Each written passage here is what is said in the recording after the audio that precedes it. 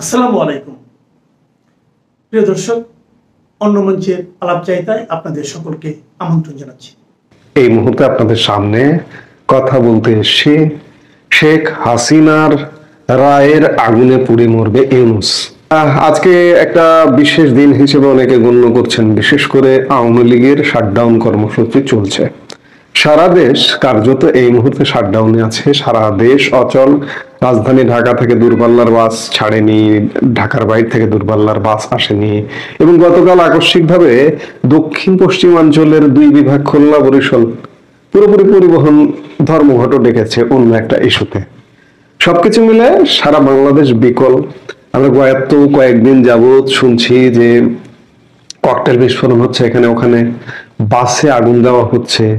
গতকালকে শুনলাম একজন উপদেষ্টা, প্রথম পাকিস্তান সফরকারী উপদেষ্টা সৈয়দা রিজওয়ানা হাসানের বাড়িতে ককটেল বিস্ফোরণ করা হয়েছে। তার আগে শুনলাম ওই যে উপদেষ্টা ফরিদা পারভিন, ফরহাদ মাজহারের ওয়াইফ যিনি, তাদের একটা দোকান আছে মোহাম্মদপুরে, সেই দোকানে ককটেল বিস্ফোরণ হয়েছে। এনসিপির অফিসের সামনে বারে বারে ককটেল বিস্ফোরণ হচ্ছে। গ্রামীণ ব্যাংকের অফিসের সামনে, হেড অফিসের সামনে ককটেল বিস্ফোরণ হচ্ছে। সারা বাংলাদেশের বিভিন্ন অঞ্চলের গ্রামীণের কার্যালয়, গ্রামীণ ব্যাংকের কার্যালয়ে হামলা হচ্ছে। এগুলো কি? শেখ হাসিনার রায়কে কেন্দ্র করে সারা বাংলাদেশে আসলে ডক্টর ইউনূস, শুধু ডক্টর ইউনূস বললে ভুল হবে, ডক্টর ইউনূস এবং বাংলাদেশের স্বাধীনতা বিরোধী শক্তি আগুন জ্বালিয়ে দিয়েছে। এই আগুনের শেষ কোথায়? যারা আগুন জ্বালালো তারাই এই আগুনে পুড়ে মরবে। আজকে শেখ হাসিনার রায়, কিসের রায়, কার রায়? এই যে বর্তমানে যে সরকারটা, এই সরকারটা কিসের সরকার, কার সরকার? আপনার সরকার, আমার সরকার? এটা কি নির্বাচিত সরকার? একটা সুপ্রিম কোর্টের রেফারেন্স, সেই রেফারেন্সটার সঠিক কিনা বা সেই রেফারেন্সটা ভুয়া কিনা, সে ব্যাপারেও বিলিয়ন ডলারের কোশ্চিন আছে। এই কোশ্চিনকে কেন্দ্র করে আদালতে রিট পিটিশন পর্যন্ত করেছিলেন একজন আইনজীবী, সেটি খারিজ করে দেওয়া হয়েছে। স্বাভাবিকভাবে, যেহেতু অবৈধভাবে দখল করা সবকিছু, আদালত, আইন সবকিছু, কাজেই খারিজ করে দেবে, এটি স্বাভাবিক। যে সরকারটি বৈধ কিনা এই প্রশ্নটা আছে, সেই সরকারের ট্রাইব্যুনাল, আন্তর্জাতিক অপরাধ ট্রাইব্যুনাল, সেটি কিভাবে বৈধ হয়? এবং সেটির জন্ম তো এই কারণে নয়, আজকে শেখ হাসিনার বিচার করা হচ্ছে। এটা 1971 সালের যুদ্ধ অপরাধী কিংবা মানবতা বিরোধী অপরাধীদের বিচার করবার জন্য এই ট্রাইব্যুনালটা। সেই ট্রাইব্যুনালটাকে নিজেদের মতো প্রতি সপ্তাহে সপ্তাহে আইন সংশোধন করে নিজেদের মতো গড়ে তুলে সেই ট্রাইব্যুনালে সাজানো গোছানো একটা রায় দেওয়া হচ্ছে। তাতে কি যায় আসে?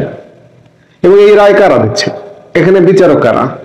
সব জামাতি। এই ট্রাইব্যুনালে কিন্তু জামাতের নেতাদের ফাঁসিতে ঝোলানো হয়েছিল, রায় দিয়ে ফাঁসিতে ঝোলানো হয়েছিল। এই ট্রাইব্যুনালটা পুরো ঘুরে গেছে। এক সময় ছিল জামাতের বিরুদ্ধে, যুদ্ধাপরাধীদের বিরুদ্ধে বিচারের ট্রাইব্যুনাল, সেই ট্রাইব্যুনালটাকে এখন জামাত দখল করেছে। বিচারকরা জামাতের, প্রসিকিউটররা জামাতের, চিফ প্রসিকিউটর জামাতের। এই ট্রাইব্যুনালের সাথে যারা যুক্ত আছে তারা সবাই জামাতের। ইউনূস এক প্রকার বলা যায় যে এই ট্রাইব্যুনালটাকে জামাতের কাছে দিয়ে দিয়েছে, জামাতের একটা দলীয় আদালত হিসেবে দিয়ে দিয়েছে। সেই আদালত শেখ হাসিনার রায় ঘোষণা করবে। আমরা যে মুহূর্তে কথা বলছি সেই মুহূর্তে হয়তো রায় ঘোষণা শুরু হয়ে গেছে, বা ভিডিওটা যখন প্রচার হচ্ছে তখন রায় ঘোষণা চলছে। এই রায় নিয়ে এত আগ্রহের কি আছে? এই রায় তো জানাই আছে যে এই রায়টা কি হবে। এই রায় শেখ হাসিনার একটা সাজানো ফাঁসি দেবে, তাতে কি যায় আসে? যে সরকারটাই বৈধ নয়, যে আদালতটাই বৈধ নয়, যে আদালত রায় দেবে, সেই আদালতের রায়টা বৈধ হয় কিভাবে? প্রশ্নই আসে না। আসলে এদের মরণের পুরোপুরি পাখা গজিয়ে গেছে। আমি গতকালকে সোশ্যাল মিডিয়ায়, ফেসবুকে একটা স্ট্যাটাস দিয়েছিলাম যে কতই না আরামে ছিলেন তারা। আওয়ামী লীগ ক্ষমতাকালে আওয়ামী লীগের গোষ্ঠী উদ্ধার করেও কেউ সুদের ব্যবসা করেছেন, কেউ বিভিন্ন পণ্যের ব্যবসা করেছেন। যেমন এই যে ফরিদা আক্তার, তার একটা দোকান আছে, দোকানে পণ্য বিক্রি করেন। ডক্টর ইউনূস গ্রামীণ ব্যাংকের মাধ্যমে সুদের ব্যবসা করেন, আবার পরিবেশ নিয়ে ব্যবসা করেন, বিদেশি ফান্ড টান এনে এই যে সৈয়দা রিজওয়ানা হাসানরা, কিংবা বিভিন্ন এনজিও বিভিন্ন ব্যবসা করেন। এই ব্যবসাগুলো কত আরামে আওয়ামী লীগের একদিকে 14 গোষ্ঠী উদ্ধার করেছে আওয়ামী লীগ ক্ষমতাকালে, আর একদিকে আওয়ামী লীগের গোষ্ঠী উদ্ধার করেও তারা আরামে ব্যবসা বাণিজ্য ফুলে ফেপে উঠেছেন। শুধু এদের কথা বললে হবে না, এই যে জামাত শিবির আজকে যে মরণ কামড় দিতে বসেছে স্বাধীনতার পক্ষের মানুষজনকে, মুক্তিযুদ্ধকে, এমনকি মুক্তিযুদ্ধ নেতৃত্ব দেওয়া আওয়ামী লীগকে মরণ কামড় দিতে বসেছে, তারাও কতই না আরামে এদেশে ব্যবসা বাণিজ্য করে খেয়েছে। ছাত্রলীগ আওয়ামী লীগের লুঙ্গির তলে ঢুকে পড়েছে, আওয়ামী লীগ সেজেছে, ওয়েস্ট কোট পরে, মুজিব কোট আমরা যেটাকে বলি, সেই মুজিব কোট পরে জামাতের লোকজন আওয়ামী লীগ সেজে, শিবিরের লোকজন আওয়ামী লীগ সেজে বসে থেকেছে।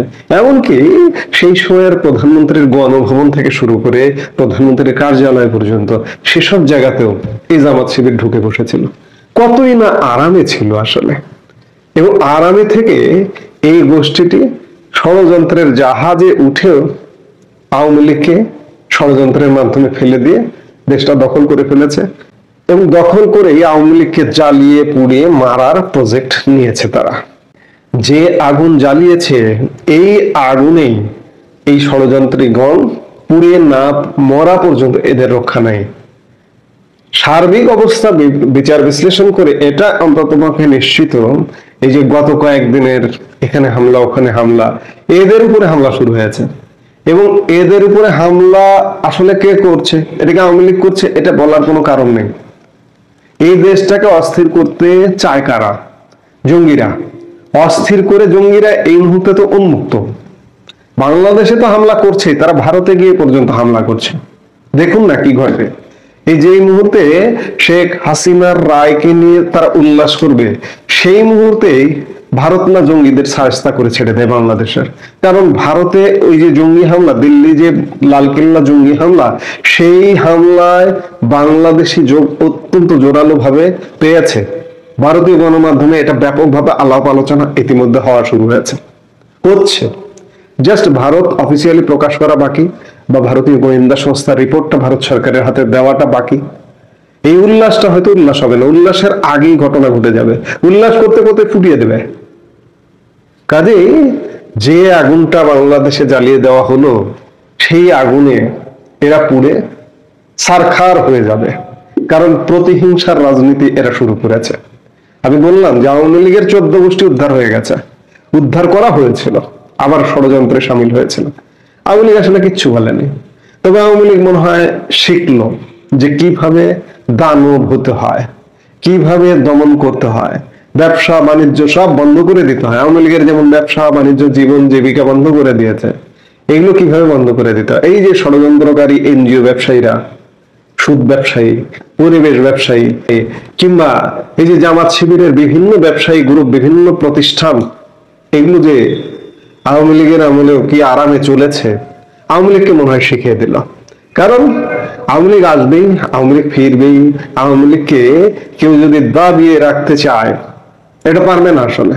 কদিন আগেও যারা বলছিল যে আওয়ামী লীগ শেষ, আওয়ামী লীগ আসবে না, কিন্তু না, আওয়ামী লীগ আসছে, খুব বড় ধরনের ধেয়ে আসছে, খুব বড় ধরনের সাউন্ড পাওয়া যাচ্ছে। আমি কানে সাউন্ড পাই, আমার কান আছে হয়তো, আমি সাউন্ড পাই। আপনার কান নেই, আপনি সাউন্ড পান না, এটা আপনার ব্যাপার।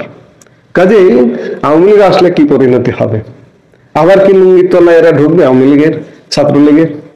আমার মনে হয় না এবার এটা সম্ভব হবে। কারণ এবার এই যে গত 16 মাস যাবত তৃণমূলের সাধারণ মানুষ, নেতা কর্মী যেভাবে ভুগছে, কেউ যদি কোনো এমপি মন্ত্রী বা নেতার তলায় গিয়ে ঢোকে, কোনো জামাত শিবির বা এই জঙ্গিরা বা এই যে ব্যবসায়ীরা যারা দেশটাকে দখল করেছে, তারা যদি ঢুকতে চায়, তাদের মনে হয় তৃণমূলের কর্মীরাই সাইজ করে দেবে। কাজেই এই যে শেখ হাসিনার রায়, এই রায়ের আগুনটা যে জ্বালানো হলো, এই আগুনে ইউনূস এবং তার সঙ্গী সাথীরা, রাজনৈতিক দল জামাত, বিএনপি বা অন্যান্য যারা আছে, তারাই জ্বলে পুড়ে মরে ছারখার হয়ে যাবে। পরিস্থিতি কিন্তু সেদিকেই যাচ্ছে। কাজে আজকে রায়ে কি হলো, এই রায় সাজানো রায় মৃত্যুদণ্ড ঘোষণা করবে, এটা আগে থেকেই